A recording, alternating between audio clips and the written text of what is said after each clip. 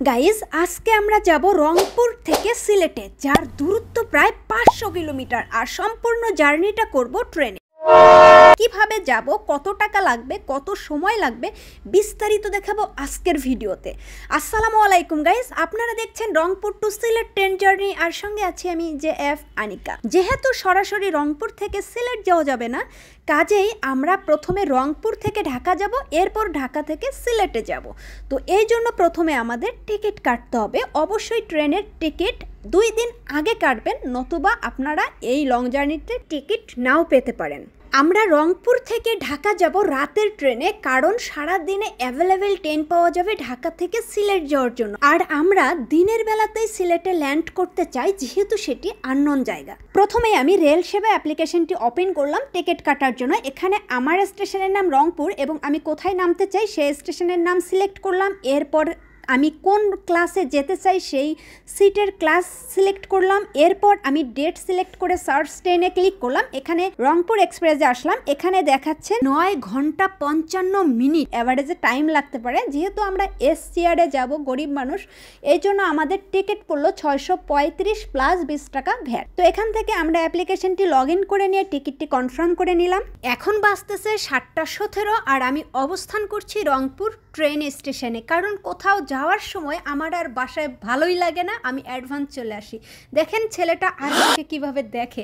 যাই হোক, অপেক্ষা করতে করতে আমার ট্রেন চলে আসছে। আপনারা জানেন আমার ট্রেন রাত 8:05 রংপুর থেকে ছাড়ার কথা। তো দেখা যাক ট্রেন ছাড়ে কয়টায় আর আমরা ঢাকা পৌঁছাই কত সময়ে। যাই হোক, এখন আমি বগি খুঁজলাম। আমার বগি ছিল ট আর সিট নাম্বার ছিল 55। আমি ট্রেনে উঠলাম এবং আমি সিট খুঁজতেছি। এই যে W55, এটাই আমার সিট। সম্পূর্ণ ট্রেনটি ক্লিন করার কথা ছিল, যার কারণে আমাদের নামিয়ে দিয়েছিল। প্রায় 1 ঘন্টার মতো আমরা ট্রেনে আসলাম আবার, কিন্তু আমাদের ট্রেন ক্লিন করেনি। আমাদের ট্রেন অলরেডি ছেড়ে দিয়েছে। এখন বাজতেছে 9টা, তার মানে যেই ট্রেন 8:05 ছাড়ার কথা সেই ট্রেন ছাড়লো 9টায়। এর মধ্যে ট্রেনে কফি আসলো, এই ছোট্ট একটা কাপ আর তার আধা কাপ কফি। এর দাম রেখেছে 30 টাকা। সারা বাংলাদেশেই ট্রেনের কফির দাম 30 টাকাই নিবে।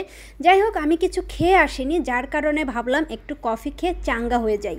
এখন বাজতেছে মাত্র 10টা আর আমি খিদায় বাঁকা হয়ে যাচ্ছি, যার কারণে ট্রেনের ডিনার প্যাকেজটি নিলাম। জানি না এই প্যাকেজে কি আছে এবং এর দাম কত, এটা নিয়ে আলাদা ভিডিও দিব। এখন বাজতেছে রাতের 2টা আর আমরা অবস্থান করছি নাটোর রেলওয়ে স্টেশনে। উঠলাম ইন্টারসিটিতে। এখন মনে হচ্ছে লোকাল ট্রেনে আছি, প্রতিটা স্টেশনে দাঁড়াচ্ছে। এখন বাজতেছে 5:23 আর সবে মাত্র আমরা যমুনা সেতুতে অবস্থান করছি।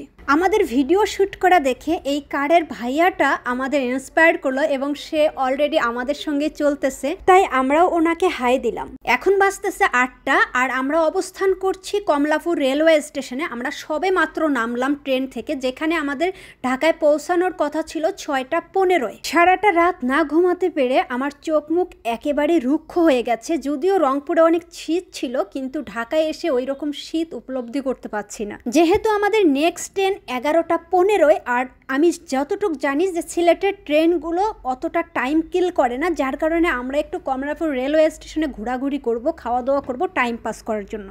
আমরা ঢাকা থেকে সিলেটে যাব জয়ন্তিকা এক্সপ্রেসে। এটাও একটু টাইম কিল করবে, মানে রংপুর এক্সপ্রেসের মতো জায়গায় জায়গায় দাঁড়াবে। এই ট্রেনের এস চেয়ারের টিকিট নিয়েছিল 375 টাকা আর ভ্যাট ছিল 20 টাকা। আমরা এখন জয়ন্তিকা এক্সপ্রেসে। এই দিকের ট্রেনগুলো অনেক উন্নত মানের এবং পরিষ্কার। এই দিকে আমার মনে হয় আমাদের উত্তরবঙ্গ অলওয়েজ ঠকে যায়। দেখতে দেখতে আমরা সিলেটের খুব কাছাকাছি চলে আসছি এবং এখানে পাহাড়ি বন জঙ্গলের ফিল পাচ্ছি। আপনারা দেখতে পাচ্ছেন আশেপাশের লোকেশন দুর্দান্ত, মনে হচ্ছে অন্যরকম একটা অনুভূতি। যদিও এই ট্রেনটা প্রায় সব স্টেশনেই দাঁড়াচ্ছে, তবুও এই ট্রেনের গতি অনেক বেশি, যার কারণে আমরা মনে হচ্ছে অনেক অল্প সময়ে সিলেট পৌঁছাবো। যেহেতু জীবনের প্রথম সিলেট যাচ্ছি, যার কারণে ফিলিংসটা দুর্দান্ত। মনে হচ্ছে একটু পরেই সিলেট পৌঁছাবো, একটু পরেই, কিন্তু দেখা যাচ্ছে গুগল ম্যাপে যখন দেখছি বাপরে বাপ আরও অনেক কিলো, হতাশ হয়ে পড়ছি।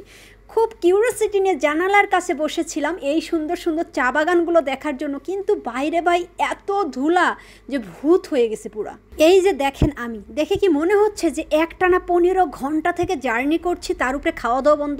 আপনারা কি খেয়াল করেছেন আস্তে আস্তে কয়েকটা ভুতুড়ে স্টেশন আমরা ওভারটেক করেছি? এরপর আর একটা সুন্দর চা বাগান পড়লো। জীবনের প্রথম চা বাগান দেখছি এবং আল্লাহ চাইলে ধরেও দেখবো, একটু খেয়েও দেখবো কাঁচা চা পাতার টেস্ট কেমন। ভাইরে ভাই, ব্যাকগ্রাউন্ডে একটা আতিফ আসলামের গান বাজলে কেমন হতো, কিন্তু একটু পরে আমাকে কপিরাইট দিয়ে ইউটিউব ফেসবুক ঘাত ধরে বের করে দেবে, যার কারণে দিতে পারলাম না। দেখেন এই জায়গাটা পাহাড়ি পাহাড়ি ফিল হচ্ছে না, মানে মাটি কেটে রেল লাইন বানিয়েছে, উপরে কিন্তু অনেক মাটি উঁচু উঁচু।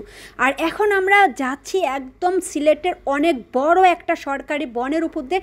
এই বনের উপর দিয়ে ট্রেন গেলে কেমন লাগে পুরো একটা ড্রোন শুট দেখাচ্ছি আপনাকে। দেখুন গহীন বনের ভেতরে কিভাবে সাপের মতো এঁকে বেঁকে চলছে আমাদের ট্রেনটি। আমরা যেই বনটি অতিক্রম করছি এই মুহূর্তে, এই বনের নাম হচ্ছে লাওয়াছড়া। এটি মৌলভীবাজার জেলায় এই বনটি পড়েছে, শ্রীমঙ্গলের কাছে। দেখতে দেখতে আমরা চলে আসছি সিলেটে, আর এখন অবস্থান করছি সিলেট রেলওয়ে স্টেশনে।